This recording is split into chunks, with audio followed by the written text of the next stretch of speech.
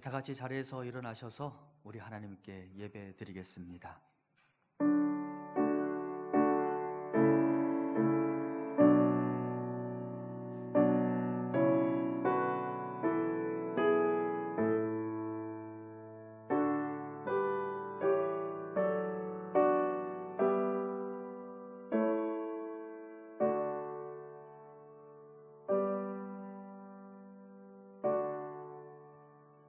거룩하신 여호와 하나님, 높고 높은 하늘에서 낮고 낮은 이 땅의 사람들을 사랑하시고 긍휼히 여기시고 은혜를 베풀어 주시니 감사합니다. 하나님, 우리가 받은 측량할 수 없는 그 은혜를 기억해내고 아버지 하나님을 찬송하기를 원합니다. 지금 여기 우리와 함께 하옵소서. 우리의 예배를 받아 주시옵소서. 예수님 이름으로 기원하옵나이다. 아멘. 사도신경으로 신앙을 고백합니다. 나는 전능하신 아버지 하나님, 천지의 창조주를 믿습니다. 나는 그의 유일하신 아들 우리 주 예수 그리스도를 믿습니다. 그는 성령으로 잉태되어 동정녀 마리아에게서 나시고 본디오 빌라도에게 고난을 받아 십자가에 못 박혀 죽으시고 장사된 지 사흘 만에 죽은 자 가운데서 다시 살아나셨으며 하늘에 오르시어 전능하신 아버지 하나님 우편에 앉아 계시다가 거기로부터 살아있는 자와 죽은 자를 심판으로 오십니다. 나는 성령을 믿으며 거룩한 공교회와 성도의 교제와 죄를 용서받는 것과 몸의 부활과 영생을 믿습니다. 아멘.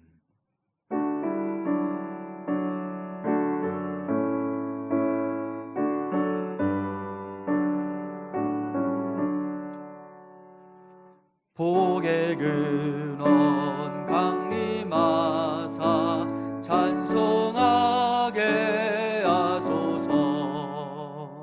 한량 없이 자비하심 증량할 길 없도다. 천사들의 찬송가를 내게 가르치소서. 구속하신 그 사랑을 항상 찬송합니다.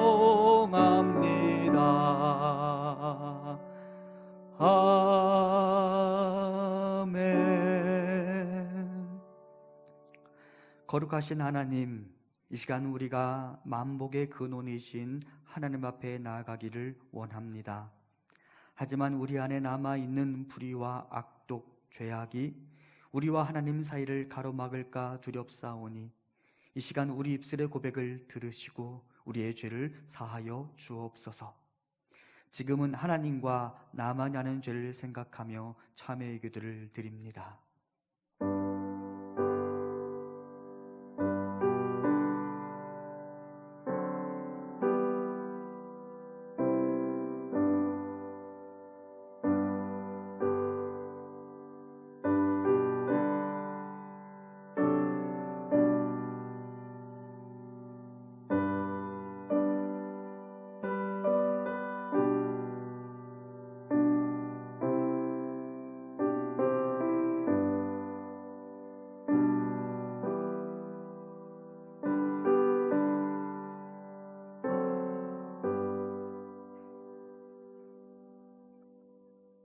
그러므로 이제 그리스도 예수 안에 있는 자에게는 결코 정죄함이 없나니 이는 그리스도 예수 안에 있는 생명의 성령의 법이 죄와 사망의 법에서 너를 해방하였습니다. 아멘.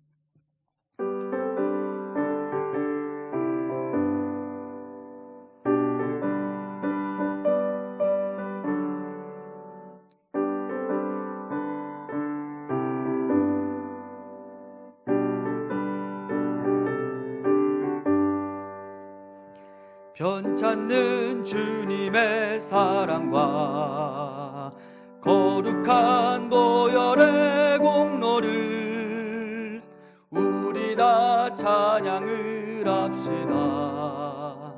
주님을 만나볼 때까지 예수는 우리를 깨끗게 하시네. 그의 피 우리를 눈보다 더 희게 하셨네. 우리를 깨끗게 양피는 무궁한 생명의 물일세. 생명의 구원을 받은 자 하나님 찬양을 합시다.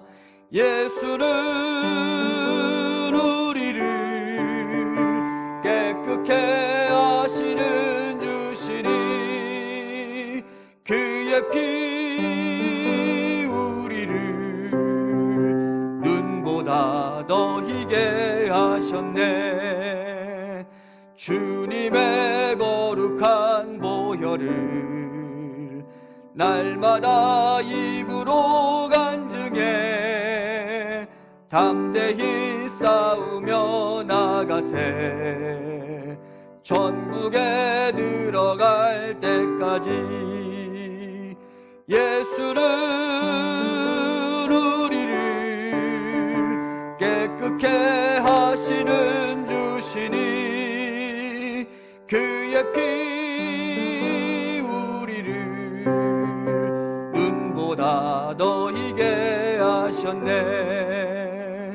십자가 단단히 붙잡고 날마다 이기며 나가세.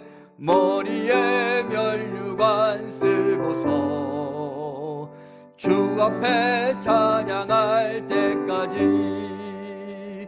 예수는 우리를 깨끗게 하시는 주시니 그의 피 우리를 눈보다 더 희게 하셨네.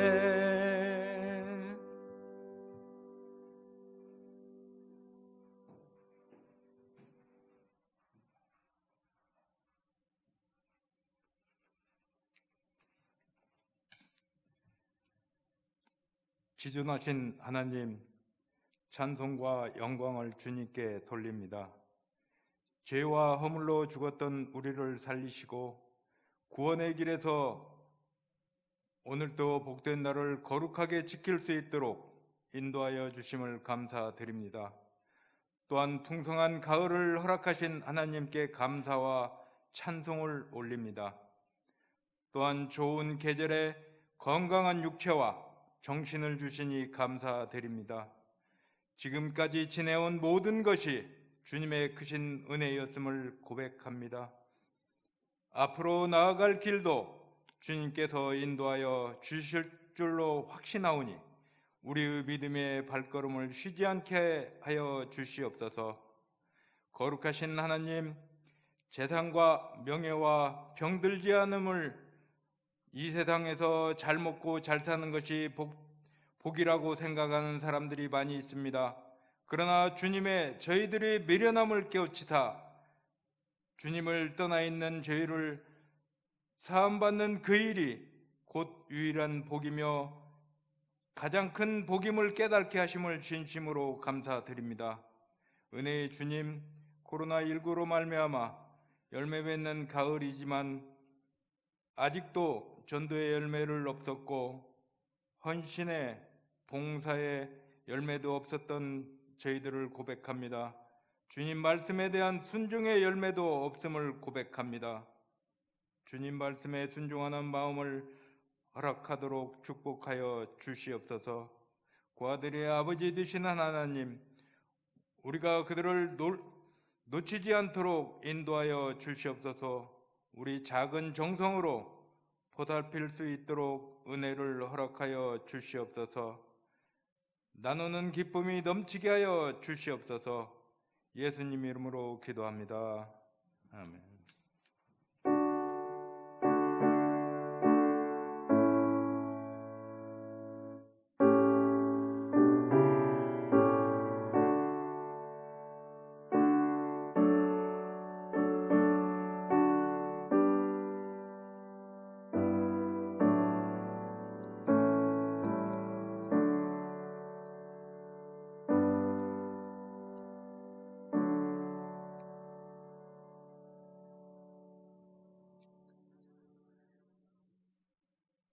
교회 소식을 나누도록 하겠습니다. 우리 옆에 있는 분들과 함께 인사 나누겠습니다. 우리 지난주에 수화를 하나 배웠는데 기억하시는지 모르겠네요. 한번 해볼까요? 잘 지내셨습니까? 한번 해볼까요? 옆에 있는 분들. 다 대답은 좋습니다입니다. 자, 시작. 잘 지내셨습니까? 좋습니다. 예. 성도님들 만나는 이 시간이 저도 좋은데 아마 하나님 너무너무 좋아하실 것 같아요. 이 예배가 하나님 받으시기에 기쁜 예배가 되었으면 좋겠고, 또 우리가 하나님의 이름으로 모였으니까 하나님이 베푸시는 은혜가 풍성한 이 시간이 되었으면 좋겠습니다. 교회 소식 나누겠습니다. 계속해서 온라인 예배와 현장 예배가 병행되는 것 기억하여 주시기 바라고, 예배당에 들어오실 때 필요한 절차들 잘 밟아서 예배당에서 안전하게 예배 드릴 수 있도록 도와주시기 바랍니다. 다음 주 기도 안내해 드립니다. 1부는 박상철 장로님, 2부는 정현성 집사님, 3부는 최승희 청년이 담당해 주시겠고요. 내일부터 새벽 기도회가 현장에서 드려지게 됩니다. 현장에서 드려지는 것과 온라인 새벽 기도 준비하는 제 마음 자세가 다르지는 않지만, 이번 주, 내일부터 드려질 새벽 기도회를 준비하면서 먼저 제가 좀 은혜를 받았어요. 그래서 아마 내일부터 진행되는 그 예배 가운데 하나님이 특별한 기름 부심이 있겠다라는 생각이 들었습니다. 성도님들 여력이 되시는 한 새벽에 나오셔서 함께 은혜를 나누실 수 있으면 좋겠습니다. 새벽에도 마찬가지로 안전한 거리를 띄어서 좀 앉아주시면 좋겠습니다. 일부 예배 후에 정기 당회가 있습니다. 성경 백독 운동 진행하고 있는데요. 2주간에 우리 김화숙 권사님과 박상철 장로님이 성경을 각각 일독하셨습니다. 직장 생활하면서 일독하는 게 만만치 않다라는 것을 제가 제 아내를 통해서 지금 보고 있습니다. 이게 만만치 않은 일이라는 걸 제가 잘 아는데, 여러모로 수고하시고 또 교회의 일에, 교회의 비전에 같이 동참해 주신 분들께 진심으로 감사드립니다. 주보에 안 남았지만 어제 오후에 또 한 분이 추가되셔서 교회 전체적으로는 40도까지 이루어졌는데요.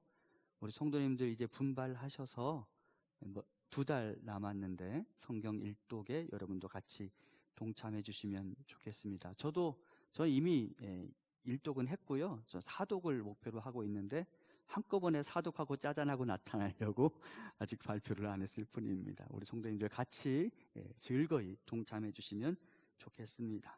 수능을 준비하는 우리 태용이 위해서 기도해 주시고, 또 우리 환우들이 계시는데 이 환절기에 또 몸 상하지 않도록 수술 이후 회복 중이신 분들과 또 우리 어르신들 위해서 여러분 계속 기도해 주시기 바랍니다. 새가족 환영하는 시간 갖도록 하겠습니다. 우리 김창희 권사님께서 인도하셨던 허은미 성도님, 오랜 시간이 지났어요. 우리 허은미 성도님 온라인 예배도 많이 참여하셨는데 현장 예배가 이렇게 드문드문하게 이렇게 드려지는 바람에 이제서야 우리가 등록 이후 환영을 하게 됩니다. 잠깐 일어나시면 우리가 박수로 환영할까요? 네, 감사합니다. 네, 감사합니다. 앉으시면 됩니다. 네. 현장 예배뿐만 아니라 정말 온라인 예배까지 빠짐없이 잘 드려주셔서 진심으로 감사드리고, 이 어려운 시절에 우리 교회에 누군가가 등록하고 또 환영할 수 있다는 게 참 감사한 것 같습니다. 주의 복음이 쉬지 않고 전달되어질 수 있도록 우리 각자가 살아있는 성경이 되어지고, 우리 각자가 그리스도의 향기로 우리의 삶의 자리를 지켜나가고 살아갈 수 있으면 좋겠습니다. 그리고 올해뿐만 아니라 내년에도 마찬가지로 코로나와 우리가 더불어 살 수밖에 없다라는 예고들이 나오고 있는데, 그럼에도 불구하고 주의 복음은 꼭 필요한 사람들에게 들려지고 선포될 수 있도록 우리 같이 그것을 우리의 사명으로 알고 살아갈 수 있으면 좋겠습니다. 이제 하나님 말씀을 보겠습니다. 하나님께서 오늘 우리에게 주시는 말씀은 사무엘하 7장 27절부터 29절까지 말씀입니다. 구약 성경 474면에 있는 사무엘하 7장 27절부터 29절까지 말씀을 제가 봉독하겠습니다. 만군의 여호와 이스라엘 하나님이여, 주의 종의 귀를 여시고 이르시기를 내가 너를 위하여 집을 세우리라 하셨으므로 주의 종이 이 기도로 주께 간구할 마음이 생겼나이다. 주 여호와여, 오직 주는 하나님이시며 주의 말씀들이 참되시니이다. 주께서 이 좋은 것을 주의 종에게 말씀하셨사오니 이제 청하건대 종의 집에 복을 주사 주 앞에 영원히 있게 하옵소서. 주 여호와께서 말씀하셨사오니 주의 종의 집이 영원히 복을 받게 하옵소서 하니라. 아멘. 여호와 하나님께서 다윗 왕으로 하여금 궁에 평안하게 살게 하셨을 때에 다윗 안에 새로운 소원이 생겼습니다. 그리고 다윗이 그것을 자신 옆을 늘 지켜주던 선지자 나단에게 이야기하는데요. 다윗이 이렇게 말해요. 하나님을 위한 집, 하나님의 왕궁, 성전을 짓게 해주세요. 이 사무엘하 7장에서 집이라는 단어가 매우 중요한데요. 이 한 장에, 사무엘하 7장에만 집이라는 단어가 15번이나 등장하고요. 이 단어는 다윗이 머무는 다윗의 왕궁을 의미하기도 하고 다윗이 만들고 싶어하는 여호와의 왕궁, 즉 성전을 의미하기도 합니다. 다윗이 나는 편안한 집에 지금 살고 있는데, 백향목 집에 살고 있는데 하나님의 집은 저렇게 초라하게 방치되어 있으니 하나님을 위한 집을 만들게 해주세요라고 나단에게 이야기하고, 나단이 그 다윗의 뜻이 너무나 좋다라고 생각하면서 왕 안에 있는, 당신 안에 있는 그 소원대로 행하소서라고 하고 돌아갑니다.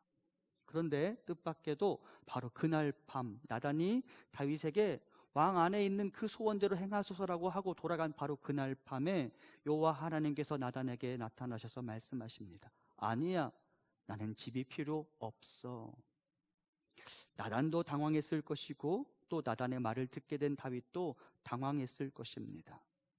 여호와 하나님께서 출애굽한 이스라엘 백성들에게 뭐를 만들라고 하셨어요? 성막을 만들라고 하셨잖아요. 그러니까 이동식 성전인 그 성막의 아이디어는 사람에게서 나왔어요? 하나님에게서 나왔어요? 하나님에게서 나왔습니다. 하나님이 그렇게 하라고 말씀하셨어요. 그러니까 다윗과 나단 입장에서는 그 성막의 아이디어가 하나님에게서 나왔다면 이 성막보다 더 화려하고 안정적인 성전 짓는 일이야말로 하나님이 좋아하시지 않겠는가라고 생각했을 것입니다. 물론 성전을 짓겠다는 이 아이디어를 낼 때 다윗과 나단이 기도한 흔적은 없어요. 다만 예측했을 뿐입니다. 하나님이 이것을 좋아하시겠지. 그런데 뜻밖에도 하나님이 아니다, 나는 나를 위한 집이 필요한 존재가 아니야 라고 말씀하셨고 다윗과 나단이 그것을 받아들여야만 하는 상황에 이르게 되었습니다. 말씀을 보면서 이런 생각을 하게 되죠. 분명히 성막의 아이디어는 하나님이 내셨는데 왜 하나님은 성전 짓는 일에 대해서는 다윗에게 노라고 말씀하셨을까? 답은 나단 선지자를 통하여 다윗에게 전달된 하나님의 말씀 안에 있고요. 오늘은 우리가 그 부분을 살펴보려고 합니다. 첫 번째, 하나님이 성전을 거절하신 이유는 하나님 스스로가 어느 공간에 멈추어 계시지 않고 사람의 자리를 거니시는 분이기 때문입니다. 사무엘하 7장 6절과 9절입니다. 내가 이스라엘 자손을 애굽에서 인도하여 내던 날부터 오늘까지 집에 살지 아니하고 장막과 성막 안에서 다녔나니 내가 가는 모든 곳에서 내가 너와 함께 있어 내 모든 원수를 내 앞에서 멸하였은즉 땅에서 위대한 자들의 이름같이 내 이름을 위대하게 만들어 주리라. 다윗은 성전에 대한 아이디어를 내면서 하나님을 성전에 모셔두고 내가 원하면 언제든지 그분을 찾아가 그분께 예배하고 그분께 기도할 수 있다라고 생각했는지 모릅니다. 하지만 본문 6절을 보면 하나님은 한 곳에 머무시는 분이 아니라 언제나 움직이는 분이라고 스스로를 말씀하십니다. 사실은 여러분, 성막과 법궤가 있어야만 하나님이 이스라엘과 동행하는 게 아니죠. 출애굽기의 역사를 가만히 살펴보세요.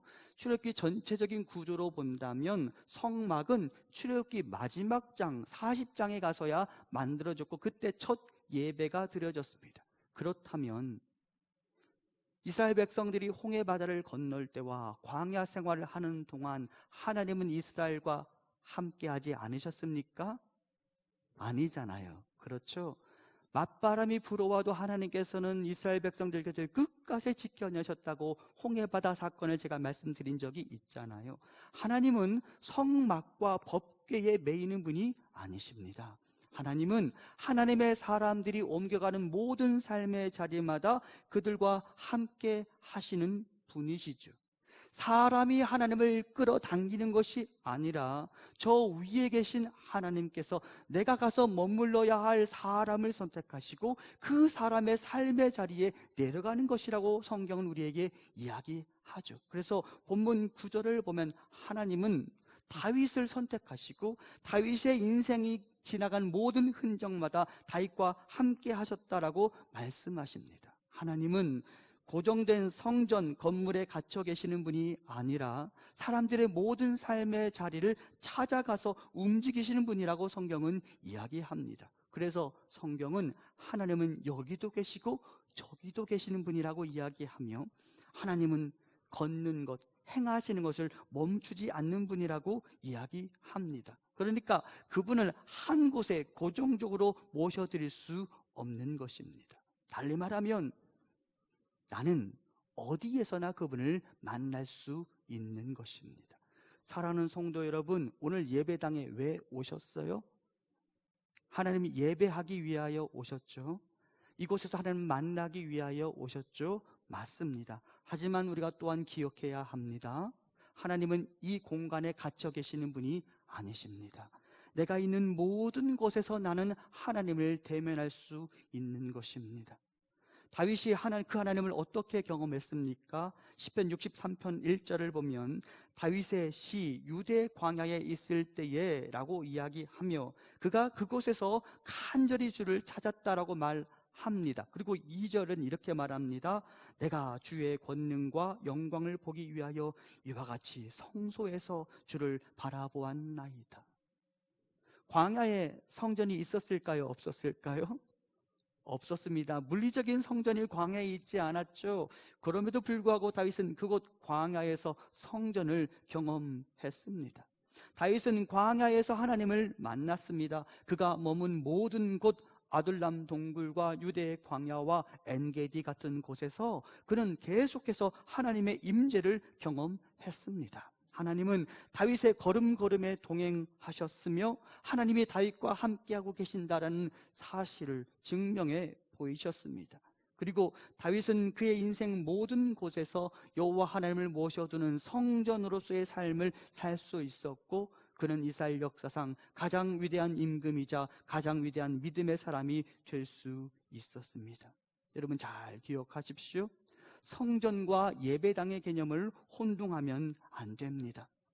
예배당은 하나님을 예배하기 위하여 만들어 놓은 건물, 공간을 의미합니다. 하지만 성전은 이 땅의 성도가 하나님을 예배하는 모든 곳, 이 땅의 성도가 하나님을 만날 수 있는 하나님의 임재를 경험할 수 있는 모든 곳을 의미합니다. 도리어 성경은 어딘가에 세워져 있는 건물 혹은 공간을 넘어서서 한 사람의 성도가 하나님을 예배하는 성전이 되어야 한다고 이야기하죠. 고린도전서 말씀입니다. 같이 볼까요? 시작. 너희가 하나님의 성전인 것과 하나님의 성령이 너희 안에 계시는 것을 알지 못하느냐? 이 예배당이 아니라 나 한 사람이 성전이 되어야 한다고 이야기합니다. 따라서 나는 내가 거하는 모든 곳에서 하나님의 성전이 되어야 하며 또 그렇게 될 수 있습니다. 사랑하는 성도님들을 향하여 제가 축복하며 선포합니다. 여러분들이 여러분들의 삶의 자리를 성전 삼으실 수 있기를 소망합니다. 여러분이 살아가는 모든 삶의 자리에서 거룩하신 여호와 하나님의 임재를 경험하고 능력의 주이시며 만복의 근원이신 여호와 하나님을 만날 수 있게 되기를 간절히 소망합니다. 여러분, 여기에서만 하나님을 만날 수 있다면 일주일간 우리는 무슨 힘으로 살아가겠단 말입니까? 내가 구하는 모든 것이 여호와 하나님을 모셔두는 성전이 되고 그곳에서 하나님의 임재와 하나님의 복을 경험할 수 있게 되기를 소망합니다. 그래서 제가 요즘 2021년을 준비하고 있는데, 이 말씀을 준비하면서 안 그래도 제 안에 있던 소원이 있었는데 그 소원에 하나님이 저에게 확신을 더하여 주셨어요. 저에게 하나님의 비전, 꿈을 주셨어요. 어떤 비전이냐? 하나의 교회 100개의 성전입니다. 우리는 한 교회 공동체를 이루고 있는 식구들이죠. 우리는 하나의 교회를 구성하고 있는 구성원들입니다. 하지만 우리 성도님들 각자가 또 다른 여러분들의 삶의 자리에서 각자의 성전을 경험하고 각자의 성전을 세워갈 수 있기를 소망합니다. 성도 한 사람 한 사람이 살아있는 성전이 되어 보배이신 여호와 하나님을 모셔 담아두는 그릇이 되는 그런 꿈이 제 안에 생겼고, 이것이 우리 교회 모든 성도님들의 꿈이 되었으면 좋겠습니다. 용현이가 하나님을 모셔두는 성전이 되기를 소망합니다. 아멘. 그렇죠. 우리 각자가 내가 있는 곳을 성전 삼을 수 있다면, 그곳에 하나님이 함께 하신다면 내가 무엇을 두려워하고 내가 무엇을 염려하고 내가 무엇을 근심하겠습니까? 사랑하는 성도 여러분, 여러분들이 각자의 자리에서 나의 하나님을 만나고 나의 하나님을 경험할 수 있게 되기를 소망합니다. 우리의 인생을 거니시는 여호와 하나님을 기억하며 우리 모두가 하나하나의 깨끗한 성전이 되었으면 좋겠습니다. 보배를 담을 수 있는 깨끗한 그릇이 되었으면 좋겠습니다. 여호와의 영이 머무실 수 있는 공간이 되었으면 좋겠습니다. 이를 위해 내 안에서 악한 마음과 거짓과 미움과 원망과 탐심과 시기와 질투와 음란 등을 다 버려야 합니다. 그것들을 내 마음에 채워두고 있는 한 하나님의 영광은 이 안에 머무실 수가 없습니다. 도리어 이 모든 것들을 비우고 하나님의 영광이 나를 채울 때 나는 비로소 내 안에 임하는 하나님의 나라를 경험하게 될 것입니다. 아버지의 성품을 묵상해 보면 아버지 하나님께서 내 안에 들어오시고 내가 나의 삶의 자리에서 여호와의 성전으로서 살아가는 삶이 얼마나 복된 것인지를 알게 됩니다. 아버지의 성품을 묵상해 보니까 탕자의 비유가 생각났습니다. 여러분, 집을 나갔다 돌아온 그 아버지 안에는 정죄가 없어요. 무한한 용서가 있어요. 밀어냄이 없어요. 안아주는 것만 있어요. 우리를 위하여 달려오시는 그분의 사랑만 있어요. 그 아버지가 내 안에 들어오신다면 내가 무엇을 두려워하고 염려하겠습니까? 아버지가 내 안에 들어오신다는 것을 생각하게 되니까 예전에 아버지가 퇴근하시던 그 시간이 생각났습니다. 특별히 아버지가 퇴근하시던 시간 중에 아버지가 월급 타서 월급 봉투 가져오시던 날이 생각났습니다. 저는 지금도 월급 봉투가 부활되어야 한다고 생각하는 사람인데, 아버지가 많지 않지만 한 달 월급을 타가지고 집에 들어오시는 날 저와 제 여동생 손에 100원짜리 하나씩 손에 쥐어주셨습니다. 그러면 바나나 킥을 사 먹을 수 있었습니다. 그것이 저에게는 큰 행복이었습니다. 아버지가 우리 집에 들어오시니까, 그 아버지가 내 안에 들어오시니까 저는 행복할 수 있더라고요. 사랑하는 성도 여러분, 아버지가 내 안에 들어오시면 어떤 일이 일어나는가 생각하다가 제가 요한계시록 말씀이 생각났습니다. 요한계시록 3장 20절 우리 같이 봉독해 볼까요? 시작. 볼지어다 내가 문 밖에 서서 두드리노니 누구든지 내 음성을 듣고 문을 열면 내가 그에게로 들어가 그와 더불어 먹고 그는 나와 더불어 먹으리라. 아멘. 아버지가 내 안에 들어오시면 내 안에 잔치상이 벌어지는 것입니다. 아버지가 내 안에 들어오시면 그날 잡채가 만들어지는 것이고요, 그날 무슨 갈비라고 할까요? 소갈비라고 할까요? 반찬으로 갈비가 나오는 날인 거예요. 아버지가 내 안에 들어오시면 내 안에 그런 일들이 나타나는 거예요. 여러분, 아버지가 내 안에 들어오시면 어떤 일이 일어나느냐? 가나 혼인잔치를 생각해 보세요. 포도주가 다 떨어졌어요. 절망적이에요. 어떻게 해야지 하고 발만 동동 구르는 근심만 있을 뿐이에요. 하지만 주께서 그 잔치자리 가운데 들어가시자 그 자리가 바뀌어 버렸잖아요. 그렇죠? 아버지가 우리 안에 임재하시고 내가 그 거룩한 성전이 되면 내 삶이 그렇게 바뀌는 거예요. 사랑하는 성도 여러분, 세리 마태와 세리 삭개오의 식사 자리를 한번 생각해 보십시오. 그들은 늘 외톨이였어요. 누구도 그들과 함께 식사해 주지 않았어요. 하지만 주님께서 그 잔치자리 가운데 들어가셨어요. 세리 마태의 식사자리 가운데 들어가셨고요, 삭개오의 식사자리 가운데 들어가셨어요. 그리고 잔치가 벌어졌어요. 사랑하는 성도 여러분, 아버지가 내 안에 들어오시는 날 내 안에 잔치가 벌어지는 거예요. 내가 여호와 하나님을 내 마음에 내 성전에 모셔두기 시작할 때 내 안에 위대한 일이 나타나는 거예요. 그러므로 다시 한번 소망하고 꿈꿀 수 있으면 좋겠습니다. 이곳 우리 교회 예배당이 성전이 되어질 뿐만 아니라 우리 성도님들 각자가 거하는 그 삶의 자리가 여호와 하나님을 내 안에 모셔둘 수 있는 성전이 되기를 소망합니다. 아버지가 내 안에 들어오시는 날 내 안에 잔치가 벌어질 것이기 때문입니다. 또한 하나님이 다윗의 제안을 거절하신 데는 또 다른 의미가 있습니다. 하나님은 자신에 대하여 갇혀 계시지 않는 분, 주도권을 갖고 움직이는 분이라고 스스로를 선언하셨습니다. 기독교는 그렇게 만들어졌습니다. 땅에서 올라간 게 아니에요.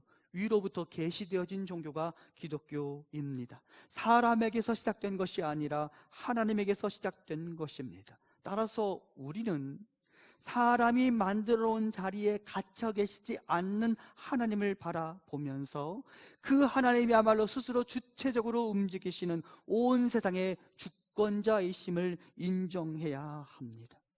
하나님께서 이스라엘 왕 다윗에게 뭐라고 말씀하신지 들어보십시오. 사무엘하 7장 5절입니다. 가서 내 종 다윗에게 말하기를 여호와께서 이와 같이 말씀하시되 내가 나를 위하여 내가 살 집을 건축하겠느냐. 여러분 가만히 생각해 보십시오. 다윗은 한 나라의 왕입니다. 그런데 하나님은 그 다윗을 지금 뭐라고 부르고 계세요? 네, 종 다윗이라고 부르고 계십니다. 여러분, 이 땅에서 하나님 앞에서 나는 왕입니다라고 말할 수 있는 존재는 어디에도 없습니다. 그분이 우리의 왕이시죠. 그분이 우리 인생의 통치권자이시죠. 그리고 우리 모두는 그분 앞에 다 종일 수밖에 없습니다. 내가 하나님을 마음대로 부릴 수가 없다라는 말입니다. 도리어 내가 그분의 뜻에 순종해야 한다라는 말입니다. 여러분, 믿음은 그런 것입니다. 여러분, 믿음은 행함과 절대 떨어질 수 없는 것입니다. 믿음은 순종과 절대 분리될 수 없는 것입니다. 요즘처럼 믿음 생활하기 힘겨운 이 시절에 어떻게 하면 흔들림 없는 믿음을 가질 수 있는지 아십니까? 믿음과 행동이 분리되지 않은 채 살아가기 시작할 때 우리는 흔들림 없는 믿음을 갖게 됩니다. 사랑하는 성도 여러분, 평상시에 믿음대로 행동해 보았더니 믿음의 결과를 내가 눈으로 보게 되니까 내 믿음이 더욱더 단단해질 수 있는 것입니다. 믿는다라고 말은 하면서 행동은 하지 않으니까 믿음의 흔적을 내 삶에서 발견할 수 없게 되니까 내 믿음이 흔들리는 것입니다. 사랑하는 성도 여러분, 어떤 위기 상황 속에서도 흔들리지 않는 믿음을 갖기를 원한다면 믿음대로 순종해 보시기를 바랍니다. 믿음대로 행해 보시기를 바랍니다. 그러면 여러분 반드시 믿음에 따른 흔적들, 여호와께서 여러분과 동행하신다는 그 흔적들을 여러분들이 보게 될 것이고 그것으로 내 믿음은 더욱더 단단해질 것입니다. 누가복음은 이렇게 말하더라고요. 제가 말씀을 봉독해 봅니다. 너희는 나를 불러 주여 주여 하면서도 어찌하여 내가 말하는 것을 행하지 아니하느냐. 내게 나와 내 말을 듣고 행하는 자마다 누구와 같은 것을 너희에게 보이리라. 집을 짓되 깊이 파고 주추를 반석 위에 놓은 사람과 같으니 큰 물이 나서 탕류가 그 집에 부딪히되 잘 지었기 때문에 능히 요동하지 못하게 하였거니와 듣고 행하지 아니하는 자는 주추 없이 흙 위에 집 지은 사람과 같으니 탕류가 부딪힘에 집이 곧 무너져 파괴됨이 심하니라 하시니라. 여러분, 어떤 사람이 큰 물이 나고 탕류가 와서 부딪혀도 흔들림 없는 집을 지을 수 있느냐? 어떤 사람이 반석 위에 올려놓은 집을, 믿음의 집을 건축할 수 있느냐? 내 말을 듣고 행하는 자마다. 그런데 이 시대의 우리에게 말은 있지만 행함이 없기 때문에 그 믿음이 흔들리는 것입니다. 종이 되어보는 믿음과 행함이 나에게 흔들림 없는 믿음을 가져다 줍니다. 종이 되어보고 믿음의 법칙대로 행동해 보면 믿음의 결과가 무엇인지 똑똑하게 알게 되니까 다음의 위기 상황 속에서도 나는 다시 흔들리지 않고 올바른 믿음의 길을 걸어갈 수 있는 것입니다. 마치 욥이 귀로 듣는 것을 넘어서서 주를 보게 되는 믿음을 갖게 되었다고 말했던 것처럼 믿음대로 행동해 보고 그렇게 씨를 뿌렸을 때에 주께서 주님의 법칙대로 나에게 열매를 주시는 것을 경험하고 눈으로 본 사람은 다음에 똑같은 위기 상황 속에서도 흔들림 없는 믿음을 갖게 될 것입니다. 사랑하는 성도 여러분, 말과 혀로만 사랑하지 말고 행함과 진실함으로 사랑해야 한다고 사도 요한이 말하잖아요. 우리 안에 바로 말과 혀로만 고백하는 믿음을 넘어서서 행함과 진실함으로 내 믿음이 진짜라는 사실을 직접 증명해 보이는 믿음의 사건들이 나타나기를 간절히 소망합니다. 그럴 때 이 위기 속에서도 우리는 흔들림 없는 믿음을 갖게 될 것입니다. 말로만 사랑하지 말고 내 삶으로 사랑을 증명해 보이고, 말로만 용서하겠다고 말하지 말고 실제 내 삶으로 용서를 하는 삶으로 나아갈 수 있는 우리가 되기를 소망합니다. 한편 하나님께서는 다윗의 제안을 들으신 다음에 성전의 아이디어를 이렇게 수용하셨습니다. 사무엘하 7장 12절 이하입니다. 내 수완이 차서 내 주당들과 함께 누울 때에 내가 내 몸에서 날 내 씨를 내 뒤에 세워 그의 나라를 견고하게 하리라. 그는 내 이름을 위하여 집을 건축할 것이요 나는 그의 나라 왕 위를 영원히 견고하게 하리라. 내 집과 내 나라가 내 앞에서 영원히 보존되고 내 왕 위가 영원히 견고하리라 하셨다 하라. 결국 하나님은 다윗이 아닌 다윗의 후손 솔로몬이 성전을 짓게 될 것이라고 말씀하셨습니다. 그렇다면 왜 다윗은 성전을 지을 수 없었을까요? 내 마음에 맞는 사람이라는 호칭을 받은, 그런 칭찬을 받은 다윗은 왜 성전을 지을 수 없었을까요? 먼저 열왕기상 5장 3절을 봅니다. 당신도 알거니와 내 아버지 다윗이 사방의 전쟁으로 말미암아 그의 하나님 여호와의 이름을 위하여 성전을 건축하지 못하고 여호와께서 그의 원수들을 그의 발바닥 밑에 두시기를 기다렸나이다. 솔로몬의 고백인데요, 아버지 다윗은 사방에 치루어야 할 전쟁이 있었어요. 아직은 나라의 기틀을 세워야 할 때였어요. 그래서 하나님은 오히려 다윗을 배려하셨어요. 성전 짓는 이 국책 사업 나중에 해도 돼. 지금은 내 나라, 여호와 하나님의 나라, 그것을 다윗 내가 만들어 가야 하는데 그것을 위하여 수많은 전쟁을 치루어야 하니까 그 전쟁을 먼저 치루어라 라고 말씀하신 거예요. 하나님이 다윗을 고려하시고 배려하신 것이죠. 두 번째, 역대상 22장 8절입니다. 여호와의 말씀이 내게 임하여 이르시되 너는 피를 심히 많이 흘렸고 크게 전쟁하였느니라. 내가 내 앞에서 땅에 피를 많이 흘렸은즉 내 이름을 위하여 성전을 건축하지 못하리라. 다윗은 수많은 전쟁을 치르느라 많은 사람의 피를 흘렸습니다. 하지만 사실은 이 말은 다윗이 정당한 전쟁을 치르느라 흘린 피에 대해서 말하는 것이 아닙니다.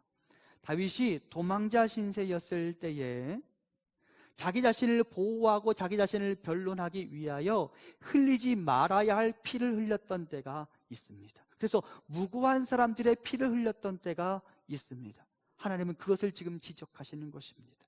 다윗, 너는 흘리지 말아야 할 피를 너무 많이 흘렸어. 그래서 나는 너에게서 만들어지는 성전, 그것을 기대하지는 않아. 내 성전은, 나의 집은 평화의 사람이 만들어가는 집이야 라고 말씀하시는 것입니다. 솔로몬 평화의 사람이거든요. 그래서 하나님께서는 다윗의 제안을 거절하셨습니다. 하지만 하나님은 다윗의 아이디어에 대해서는 매우 흡족하게 여기셨고 다윗에게 이렇게 약속하셨습니다. 7장 12절 이하를 보면 이런 어구들이 등장합니다. 12절에 내 씨, 13절에 나는 그의 나라 왕 위를 영원히 견고하게 하리라, 16절에 내 왕위가 영원히 견고하리라. 이 말은 무슨 말이냐? 다윗, 너 한 사람뿐만 아니라 너의 후손들이 계속해서 이 나라의 왕위에 올라 있을 거야 라는 말씀입니다. 그러니까 하나님께서는 다윗에게 왕을 넘어서서 왕조를 약속하셨습니다. 이 말이 다윗에게 왜 인상적이었을까? 다윗은 선대왕 누구를 보고 살아왔어요? 사울을 보고 살아왔습니다. 그러면서 다윗 안에는 자신의 가문이 사울 가문의 전철을 밟게 되지 않을까 하는 염려가 있었을 것입니다. 사울이 왕이었습니다. 하지만 사울의 왕위는 그것으로 끝나버렸습니다. 그렇죠?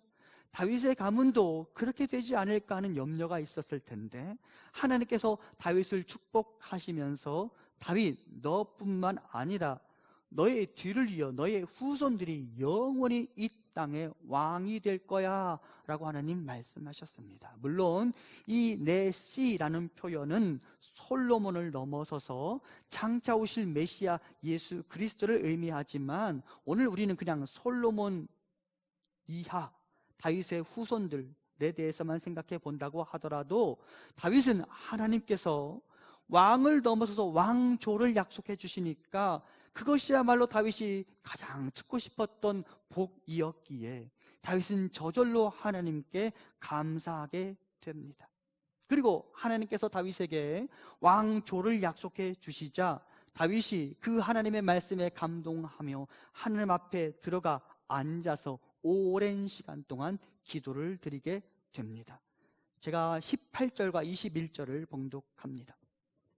다윗 왕이 여호와 앞에 들어가 앉아서 이르되 주 여호와여, 나는 누구이오며 내 집은 무엇이기에 나를 여기까지 이르게 하셨나이까?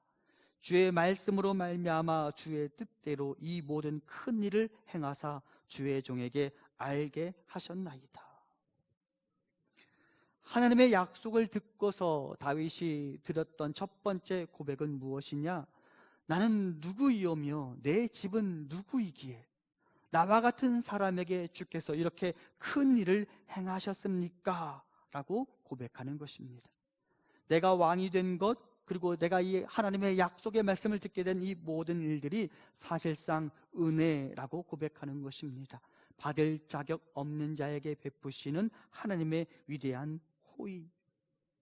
사실 다윗이라는 사람, 우리가 잘 아는 것처럼 남들이 보기에 그리 매력적인 사람이 아니었습니다.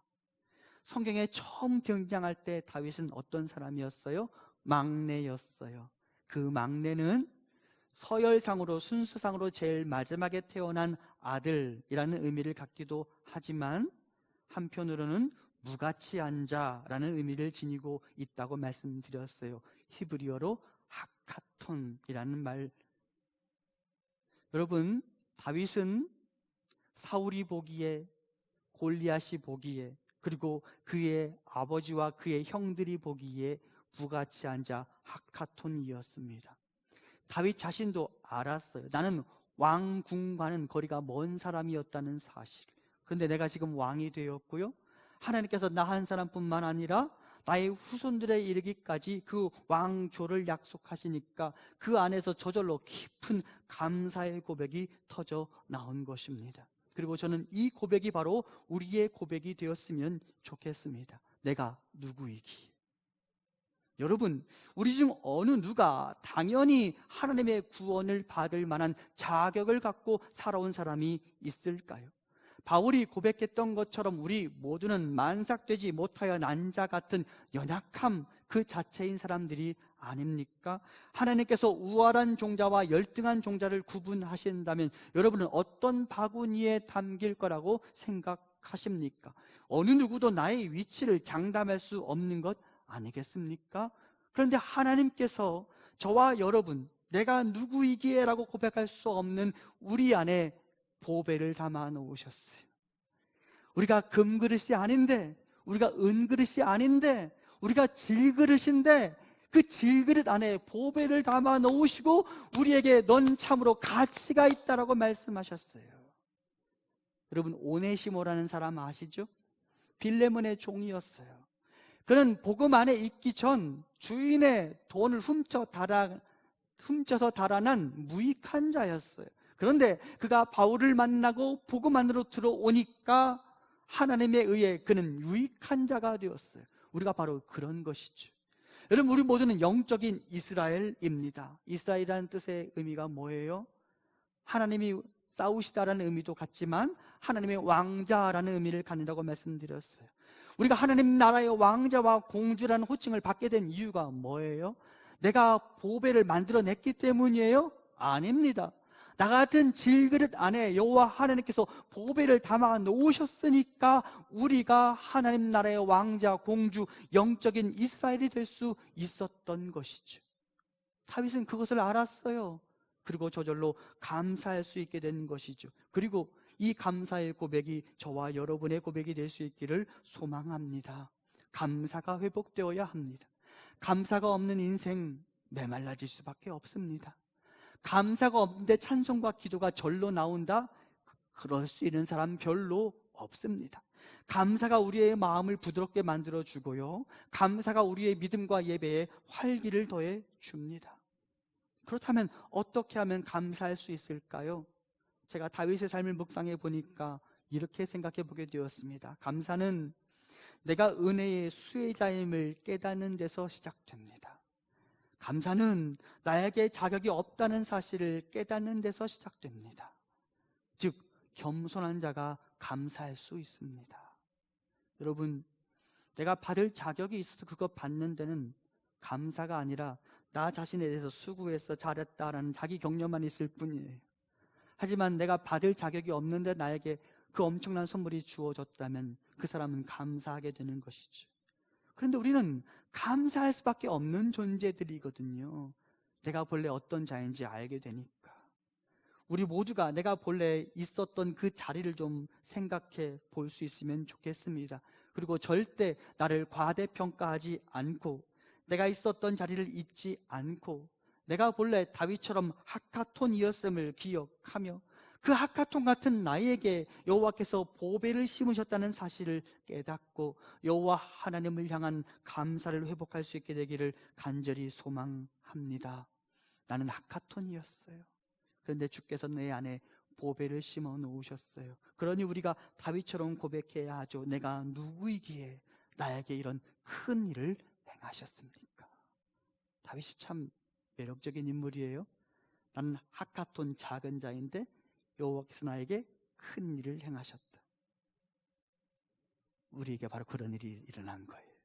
나는 하카톤 작은 자였는데 여호와께서 큰 일을 행하셨어요. 어디 나를 구원하신 일 뿐이겠습니까?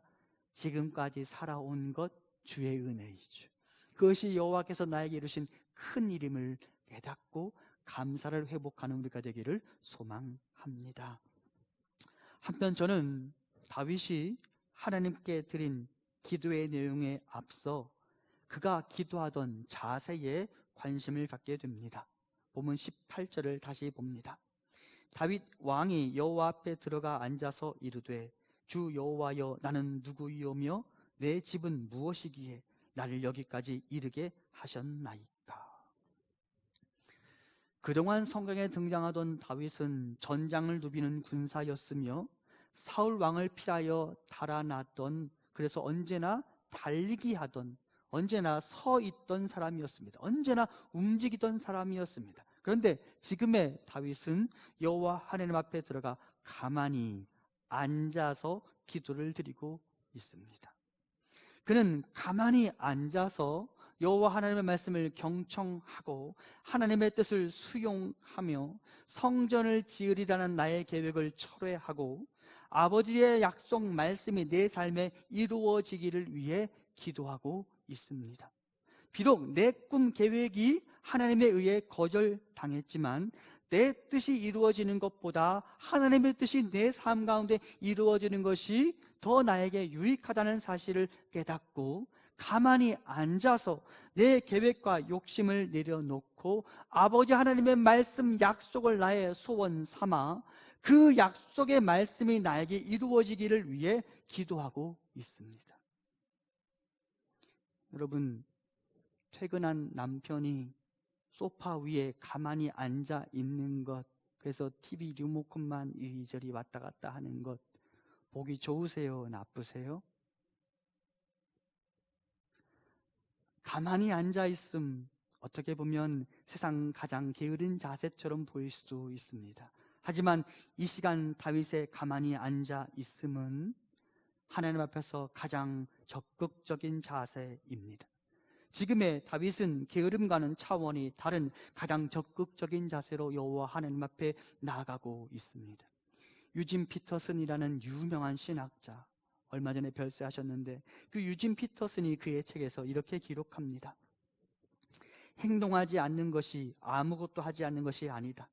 앉아서 들음으로 내 계획을 철회하고 그분의 뜻을 수용하는 것이 가장 적극적인 일이 될 수 있다. 그리고 하늘의 뜻이 성취되기를 간구하는 것이 세상에서 가장 적극적인 일이 될 수 있다. 저는 그런 면에서 우리에게는 서서 분주히 움직여야 할 때가 있고 가만히 앉아 있어야 할 때가 있다고 생각합니다. 그리고 다가오는 2021년을 준비하고 위드 코로나 시대, 당분간은 우리가 코로나와 함께 살 수밖에 없다는 것 인정하시죠? 갑자기 물러가지 않을 거예요. 당분간은 같이 살아야 해요. 위드 코로나 시대, 그리고 코로나 이후 시대, 포스트 코로나 시대, 그 시대를 준비하면서 우리는 어쩌면 지금 가만히 앉아 있어 볼 필요가 있는지도 모르겠습니다. 가만히 앉아 있음이 필요한 시간을 우리가 지내고 있다는 생각이 듭니다.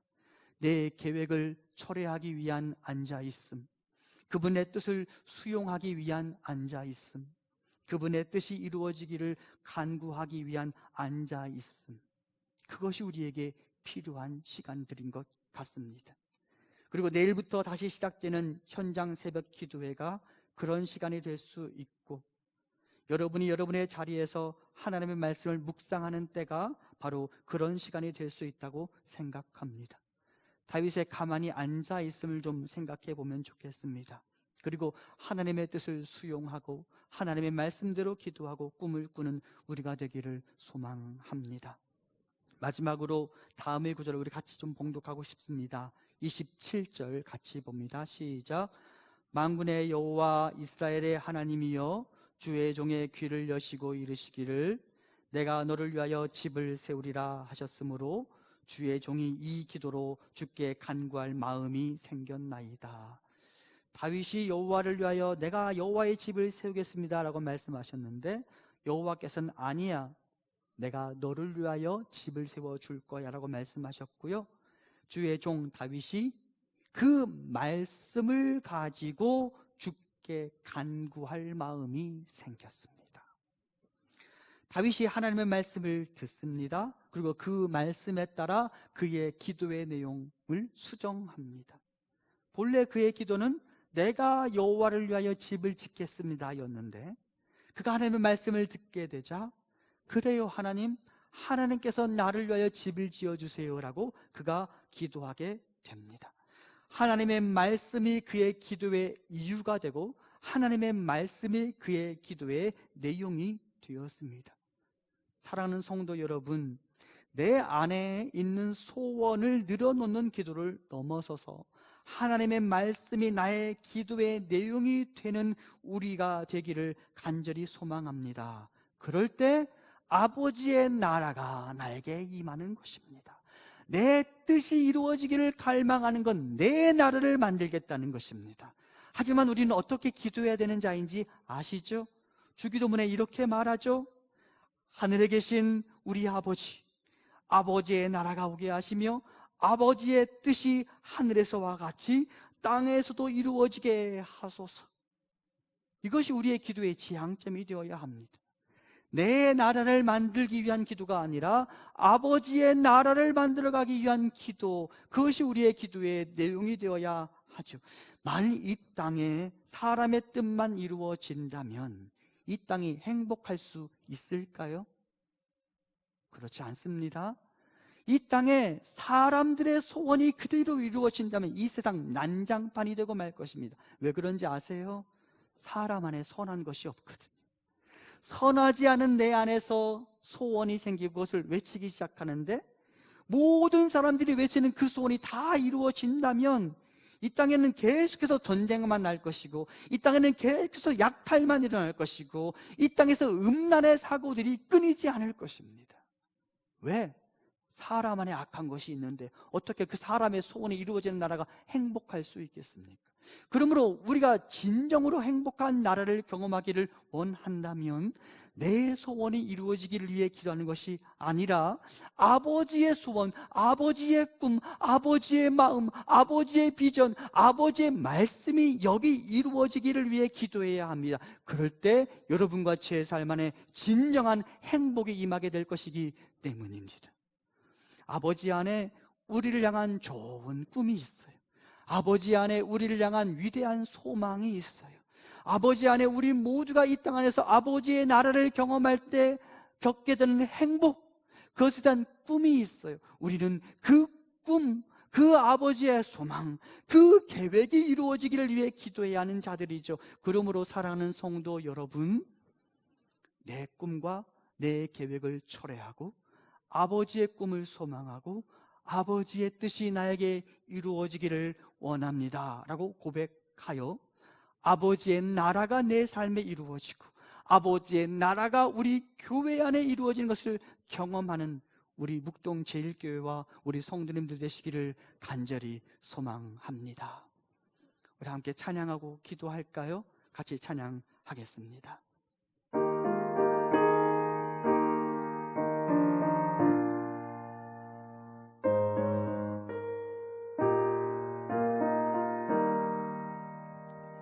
주님의 뜻을 이루소서. 고요한 중에 기다리니 진흙과 같은 날 빚으사 주님의 형상 만드소서. 주님의 뜻을 이루소서. 주님 발 앞에 엎드리니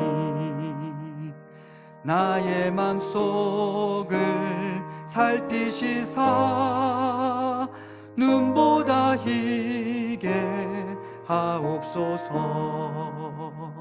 주님의 뜻을 이루소서. 병들어 몸이 피곤할 때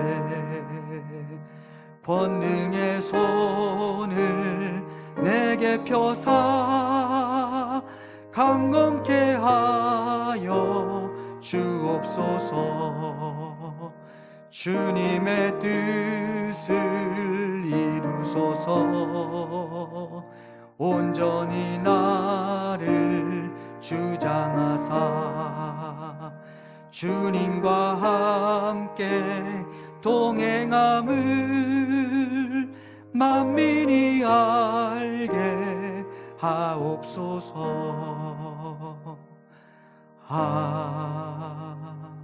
아멘. 이 시간 우리 짧게 기도하겠습니다. 여호와 하나님, 주님의 뜻을 우리 교회에 내 삶에 이루어 주시옵소서. 그것이 나에게 우리에게 가장 큰 행복의 비결인 줄 알아 내 뜻은 철회하고 하나님의 뜻을 수용하고 하나님의 나라가 이곳에 임하기를 위하여 간구하오니 아버지, 우리의 삶 안에 아버지의 뜻을 이루어 주시고 교회에, 나의 가정에, 나의 사업장에, 나의 직장에 주의 뜻을 이루어 주시옵소서. 우리 함께 기도하겠습니다. 여호와 하나님, 그렇습니다.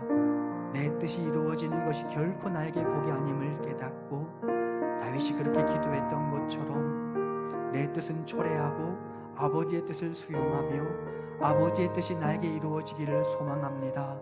아멘. 아버지의 뜻을 이루어 주시옵소서. 아버지의 꿈을 이루어 주시옵소서.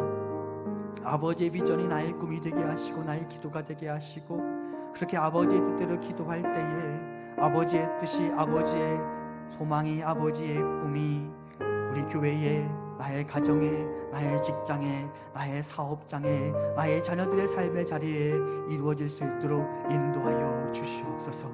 아멘. 주님의 그 뜻을 이루어 주시옵소서. 아버지의 그 위대하고 좋으신 꿈과 계획과 소망이 우리 삶 안에 이루어질 수 있도록 인도하여 주시옵소서. 아멘.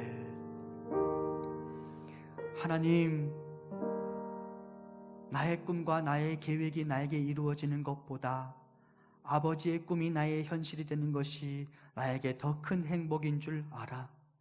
나의 가정과 나의 직장과 나의 사업장과 나의 자녀들의 삶의 자리와 우리 부모님들의 건강과 무엇보다 우리 교회 위에 아버지의 뜻이 이루어지고 아버지의 꿈이 현실이 되는 것을 소망하며 간구합니다. 하나님, 우리에게 주님의 뜻을 이루시고 성취하여 주시옵소서. 아버지의 나라가 우리에게 임할 수 있도록 인도하옵소서. 예수님 이름으로 기도합니다. 아멘. 하나님께 예물 드리겠습니다.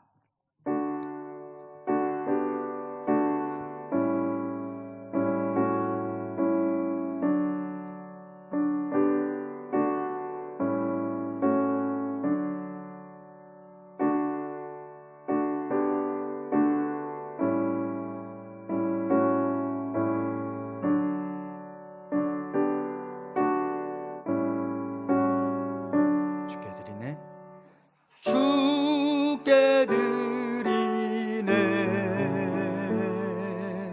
주께 드리네.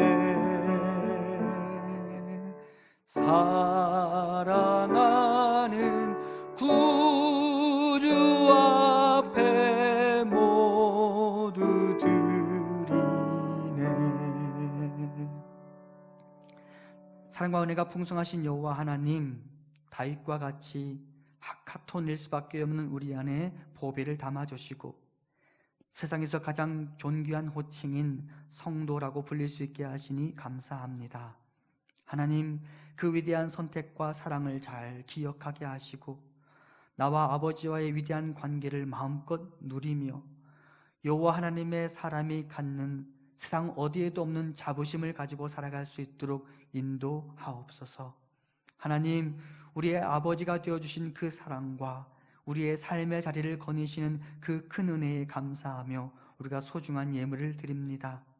사랑하는 성도님들의 아름다운 믿음의 고백과 헌신을 기억하여 주시고 우리의 땀방울과 거칠어진 손마디마디를 기억하여 주시고 이 예물이 주님의 나라를 위하여 아름답게 사용되게 하시며 드린 손길들 위에는 위로부터 오는 귀한 은혜를 더하여 주시옵소서. 모든 이들이 힘겹다고 하는 시절을 보내고 있습니다. 이 어려운 시절을 피부로 느끼며 살아가는 우리와 함께 하시고 이 시기를 잘 견딜 수 있는 은혜와 기회 그리고 지혜를 주시며 견딜 수 있는 힘을 허락하옵소서. 모든 일들이 지금의 이 시기가 지나가기를 바라고 있습니다. 1년 전에는 상상할 수 없었던 일들로 힘겨워하는 전 세계의 사람들을 기억하여 주시고 애통하고 통회하는 마음으로 하늘의 치유하심을 간구하는 우리의 기도를 들으시고 우리를 그리고 이 땅을 고쳐 주시옵소서. 하나님, 사랑하는 성도님들의 경건의 내용과 모양이 일그러지지 않게 하시고 사라진 공동체의 시간들 속에서도 서로를 향한 사랑의 고백과 진심 어린 중보가 절대 식어지지 않을 수 있도록 인도하옵소서. 하나님, 어르신들이 이 환절기를 건강하게 지내게 하시며 대입을 준비하는 자녀에게 지혜와 흔들림 없는 평안을 주시고 취업을 준비하는 자녀들에게 순적한 길을 허락하옵소서. 선교지의 사역과 선교사님들의 건강 그리고 사역의 필요들을 위하여 기도하오니 아버지의 나라 복음을 위한 여정에 부족함 없게 인도하옵소서. 감사의 계절에 내가 어디에서 출발했는지를 잘 기억하게 하시고 받은 은혜를 샘하여 보며 잃어버린 감사를 회복하는 우리가 되게 하옵소서. 이제는 우리 주 예수 그리스도의 은혜와 하나님 아버지의 크신 사랑하심과 성령님의 위로 교통하심이 아버지의 나라가 이루어지기를 소망하며 주의 뜻을 수용하고 주님의 뜻대로 간구하는 삶을 살아가기를 소원하는 사랑하는 우리 성도님들과 우리 교회 위에 지금부터 영원토록 함께하기를 간절히 축원하옵나이다. 아멘.